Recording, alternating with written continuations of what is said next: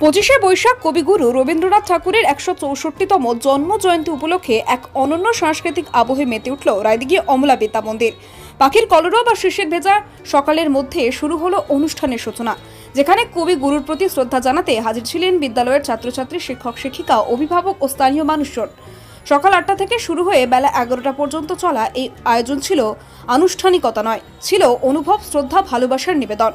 বিদ্যালয়ের প্রধান শিক্ষিকা সুলেখা শাসমল তার বক্তব্যে রবীন্দ্রনাথের জীবন, দর্শন, সাহিত্য, ভাবনার উপর আলোকপাত করেন।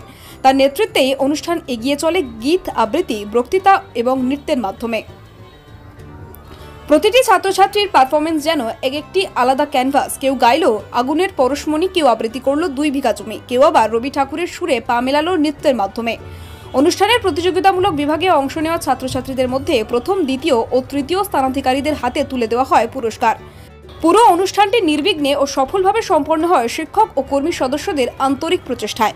অনুষ্ঠান শেষ হয় সকলের অংশগ্রহণে জাতীয় সঙ্গীত পরিবেশনের মধ্যে দিয়ে।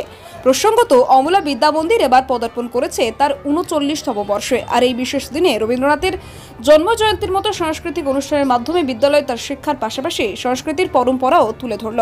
রায়দিঘি থেকে তপন কুমার দাসের রিপোর্ট, ডিএন নিউজ বাংলা। আজ 164তম রবীন্দ্র জয়ন্তী আমরা উদযাপন করলাম।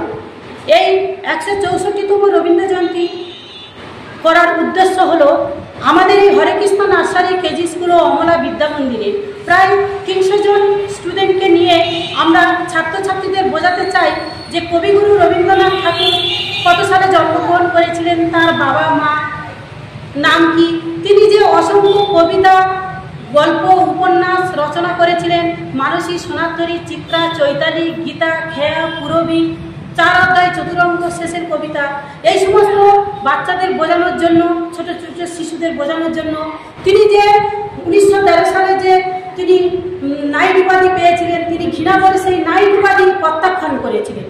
1915 সালে নাইট উপাধি পেয়েছিলেন ইংরেজদের দ্বারা, সেই 1919 সালে সেই নাইট উপাধি তিনি ঘৃণা করে প্রত্যাখ্যান করেছিলেন। অবশেষে তিনি স্বাধীনতার আগে, আমাদের দেশে স্বাধীনতা দেখার আগে, যিনি এত স্বাধীনতার জন্য লড়াই করেছিলেন, অবশেষে তিনি 1941 সালে 7ই আগস্ট কলকাতায় শেষ নিঃশ্বাস ত্যাগ করেন। এই সমস্ত শিক্ষা আমরা ছোট ছোট ছাত্রছাত্রীদের দিয়ে শুধু পুঁথিগত বিদ্যায় না, বড় করে সাধারণ জ্ঞান, এগুলো বারবার অনুষ্ঠান করার মাধ্যমে ছোট ছোট ছাত্রছাত্রী একটা সাধারণ জ্ঞান হয়ে যায়। তাই আমরা এই অনুষ্ঠান পালন করছি।